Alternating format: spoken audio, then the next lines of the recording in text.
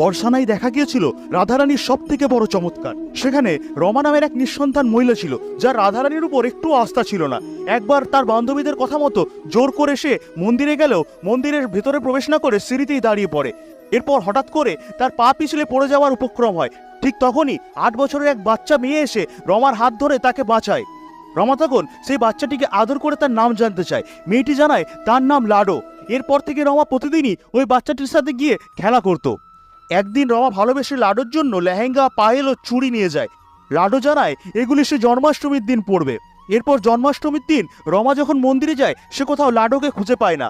তখন সে লাডোকে খোঁজার জন্য মন্দিরের ভেতরে প্রবেশ করে, কিন্তু মন্দিরের ভেতরে সে রাধারানীর মূর্তি দেখে সে অবাক হয়ে যায়। কারণ যেগুলি সে লাডোকে পরার জন্য দিয়েছিল সেই সব শ্রী রাধারানী পরে শৃঙ্গার করে রয়েছেন, যা দেখে রমা রাধারানীর প্রেমে নিজেকে বিলীন করে দেয়। রাধারানীর লীলার এই ভিডিওটি মন থেকে লাইক দিয়ে কমেন্টে লিখুন রাধা।